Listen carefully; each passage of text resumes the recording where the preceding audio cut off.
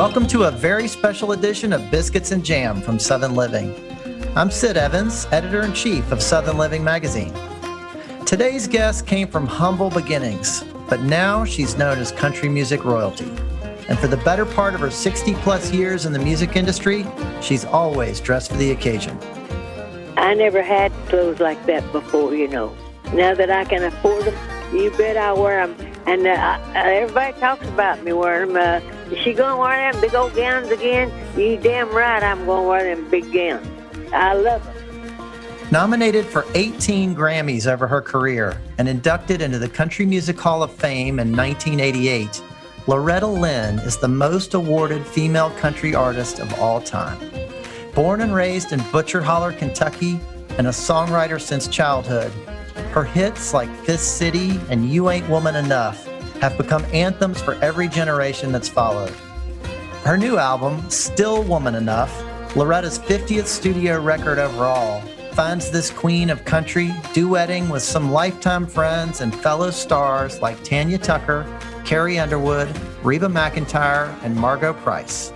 On today's show, Loretta tells me how she wrote Coal Miner's Daughter, her most recognized song and a cornerstone of American music. Coal Miner's Daughter, I sat down on the back porch of the old home place and just looked up the hill and started, well, I was born to Coal Miner's Daughter. And I wrote the song. It's like writing a poem, and, you know, it's no big deal. When you're hungry, you can find that you can do a lot of things that you didn't know you could do. Plus cathead biscuits, the secret to Loretta's cornbread, and much more today on Biscuits and Jam.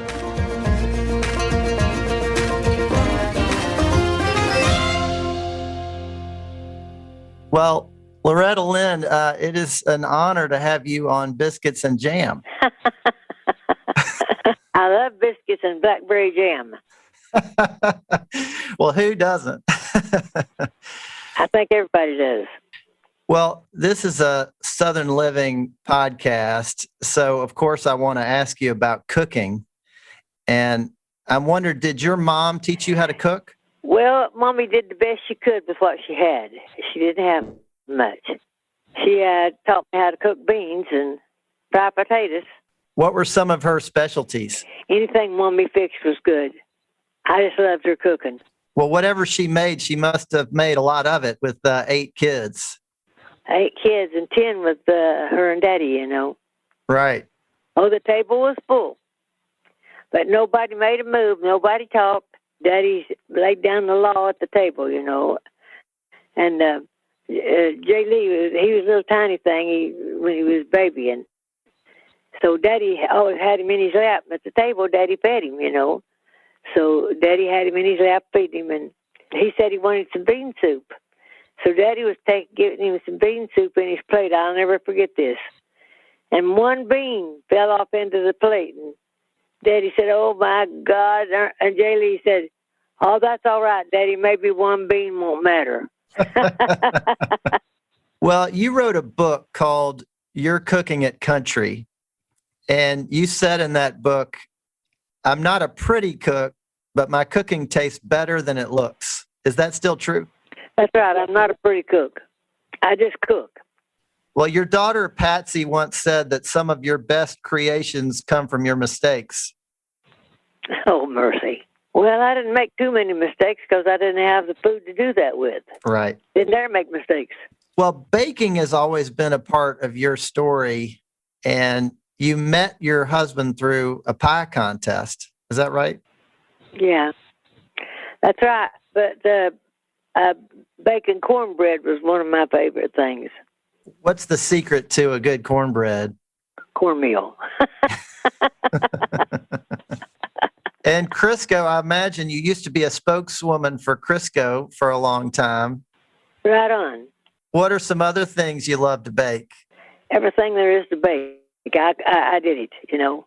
Biscuits, cornbread, I bake cake. I can cook anything. Well, Miss Loretta, I read in your cookbook that your husband, Dew, made excellent biscuits.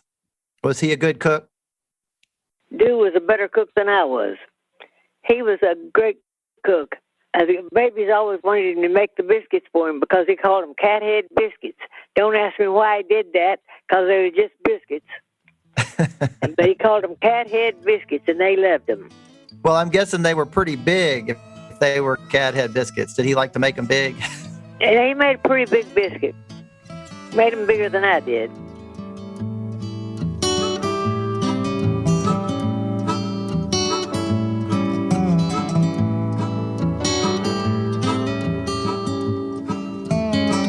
Well, Loretta, I wanted to ask you about the holidays, and I know family has always been so important to you, and I'm wondering how y'all celebrate the holidays. You know, we didn't celebrate the holidays, honey.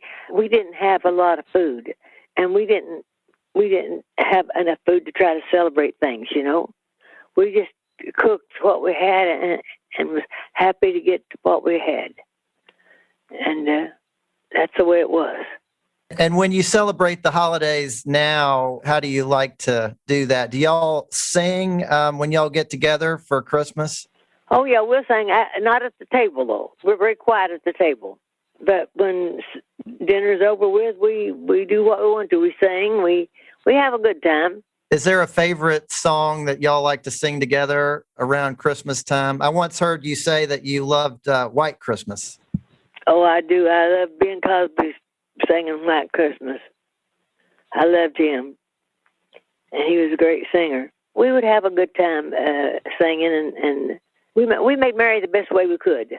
You know, we ran a great picture of you in one of your ball gowns about a year ago, and I'm wondering if you still like to wear those on special occasions. Oh, I wear them on all my shows. I never had clothes like that before, you know. I never. Mm-hmm. So now that I can afford them, I and Tim makes them, you bet I wear them. And everybody talks about me wearing them. Is she going to wear them big old gowns again? You damn right I'm going to wear them big gowns. And I love them. Well, we love them, and I just love that picture of you that we ran, and everyone here loved it, and our readers loved it. Honey. They're just beautiful. Well, I appreciate the readers loving them, too. Thank you all out there.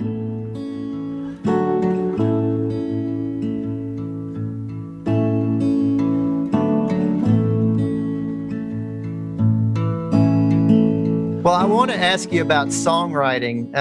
You've been a songwriter for most of your life, and you've written some of the best songs of all time. And I'm wondering if you can tell me how you sit down and write a song. To write a song, I write about me a lot, you know. And Coal Miner's Daughter, I sat down on the back porch of the old home place and just looked up the hill and started, well, I was born to Coal Miner's Daughter. And I wrote the song. It's like writing a poem, and, you know, it's no big deal. When you're hungry, you can find that you can do a lot of things that you didn't know you could do. Mm-hmm. Does it start with the words, or do you have to pick it out on a guitar? No, it starts with the words. Well, I was born to Coal Miner's Daughter. How could you start it out any better than that? You cannot. Well, I was born to Coal Miner's Daughter in a cabin on a hill in Butcher Holler. We were poor, but we had love. That's the one thing that Daddy made sure of. He shoveled coal to make a poor man's dollar. We'll continue with the great Loretta Lynn after the break.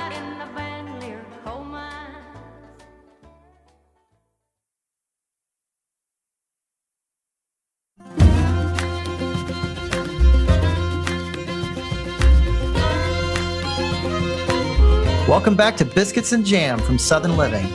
I'm Sid Evans, and we're talking with the incomparable Loretta Lynn. And did your mother sing to you when you were little? My mother taught me how to sing. My mother taught me the songs that I sang. And I'd go to school and sing them as soon as she'd teach me one. The Great Titanic and all these songs, Mommy taught me how to sing them, and I would sing them. Loretta, I've always been a big fan of Jack White, and you worked with him on that fantastic album, Van Leer Rose. Can you tell me about the first time you met Jack White?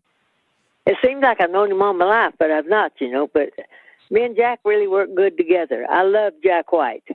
And Jack loves me, and we work so good together, we don't even have to talk. We just look at one another and know what the other's going to say. And that's how we work. Are y'all still in touch? Oh, yeah. Not as much as I would like. I need to be with him more often. So we're going to get together some more, and we're going to write a lot together. Well, one of your songs together, Portland, Oregon, won a Grammy for Best Country Collaboration. So that's great news for everybody that there may be more to come from you two. Well, thank you.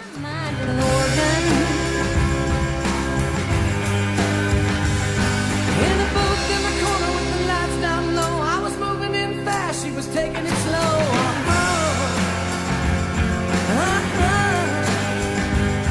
Well, I looked at him and caught him looking at me.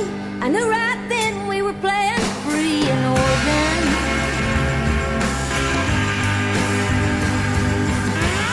Well, I want to ask you about your new album. You just released your 50th studio album called Still Woman Enough. And congratulations on that. I'm trying to fool everybody. Oh, me. Well, you have some wonderful collaborations on there with Reba McEntire and Carrie Underwood and Margot Price and Tanya Tucker.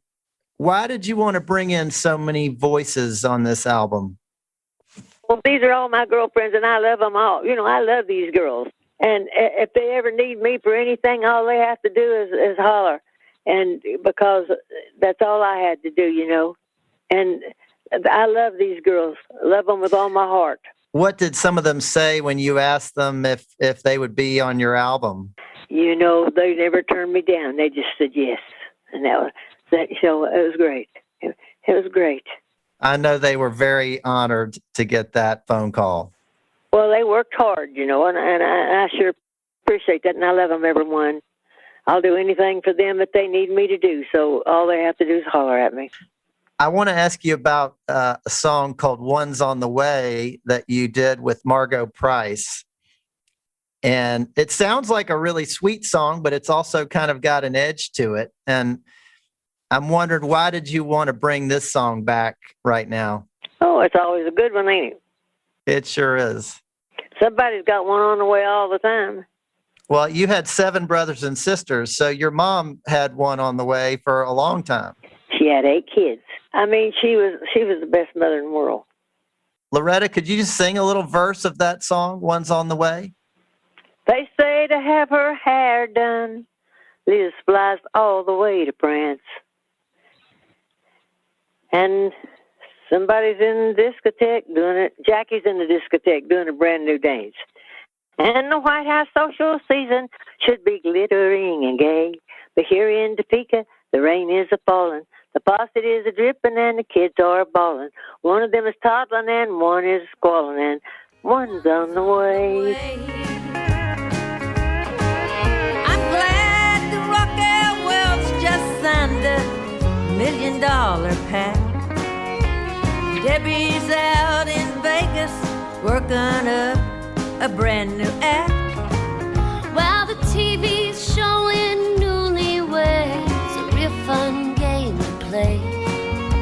But here in Topeka, the screen doors are banging, the coffee's boiling over and the wash needs a hanging. One wants a cookie and one wants a changing and one's on the way. Oh, it's just such a great song. Thank you. Loretta, you wrote You Ain't Woman Enough back in 1965, and now you're back with a terrific version with Tanya Tucker. Can you tell me a little bit about your friendship with Tanya over the years? This girl, we've been together ever since she's been singing. She come to see me when she was a little tiny girl. Come out to see me sing when I was doing You Ain't Woman Enough in a place down in Georgia. And we've been together ever since. I love Tanya. She's got a heart as big as anybody that I could guess. I'll tell you, she's a great little girl, and I love Tanya Tucker. She's my girl. Loretta, you've broken so many barriers in country music over the last 50 years. What are some of your hopes for the future of country music? I'm just hoping I do as good as I have. I do as good coming up. I always want to do good. And I always want to break barriers. Well, you are certainly breaking one with this album, and to have your 50th album coming out is just a really incredible achievement. You've been such an inspiration to so many artists, and especially women. Who were some of the women that really inspired you as an artist? Well, you know, Patsy and Katie Wells, and there wasn't that many women singing when I started. Right, it was mostly men. Yeah, it was all men. But we showed them. What are some of the things that Patsy Cline taught you? Well, she gave me clothes and showed me how to wear them. Patsy was so good to me. She gave me food. She made curtains for my house. Patsy was one in a million. That's about all I can say. Mm-hmm. Well, I know you must miss her every day. I do miss her every day, and I loved her much. I loved her so much. Well, Loretta, you're someone who's been through some tough times in your life, and you've written a lot of songs about resilience and endurance and toughness. And I'm wondering what you would say to people who are going through tough times now after the last year that we've all been through. Keep on going, girls. Keep doing it, and keep doing it as good as you can, and you'll be great. Well, I hope you'll keep doing it and doing it as good as you can, too. I will. Thank you. Well, Loretta Lynn, it has been a great honor to have you on Biscuits and Jam. Thank you very much. If you ever need me again, holler. Thanks for listening to my conversation with Loretta Lynn. Her new album, Still Woman Enough, is available wherever you get music. Southern Living is based in Birmingham, Alabama, and this podcast was produced and edited in Nashville, Tennessee. If you like what you hear, please consider leaving us a review on Apple Podcasts or telling your friends about the program.